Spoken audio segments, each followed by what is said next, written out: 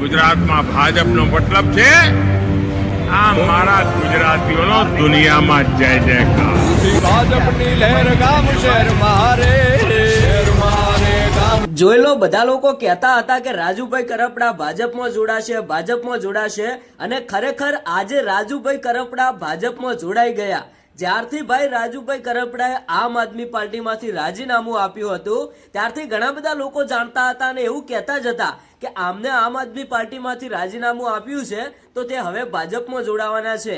અને આજે ભાઈ ઘણા બધા દિવસો બાદ કંઈક એવું જ થયું, રાજુભાઈ કરપડા ભાઈ ભાજપમાં જોડાઈ ગયા. તમે વિચાર કરો કે આમ આદમી પાર્ટીમાં હતા, 100 દિવસ સુધી જેલમાં રહીને આવ્યા અને ભાઈ એમને શું તકલીફ પડી તે એમને આમ આદમી પાર્ટીમાંથી રાજીનામું આપ્યું અને એના બાદ એ એવું કહેતા હતા કે હું રાજકારણમાં નથી જોડાવાનો, મારે કોઈ પાર્ટીની અંદર જોડાવાનું નથી. અને હવે ભાઈ કંઈક એવા સમાચાર મળ્યા કે રાજુભાઈ કરપડા ભાજપ પાર્ટીમાં જોડાઈ ગયા. હવે ભાઈ રાજુભાઈ કરપડા ભાજપમાં તો જોડાઈ ગયા, તમારું શું કહેવું છે તમે કોમેન્ટ કરીને જણાવતા જજો.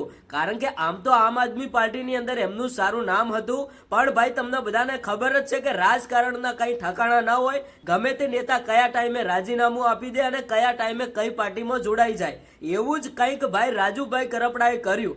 આજે રાજુભાઈ કરપડા 200 થી 250 ગાડીઓ લઈને ગાંધીનગર સુધી પહોંચ્યા અને ભાઈ ભાજપ પાર્ટીની અંદર જોડાયા. અને હવે ભાઈ ભાજપ પાર્ટીમાં આવનારા સમયની અંદર રાજુભાઈ કરપડા કેવી લડત લડે છે ને તેમની જનતાને કેવો ન્યાય અપાવે છે એ તો ભાઈ આવનારા સમયની અંદર ખબર પડશે.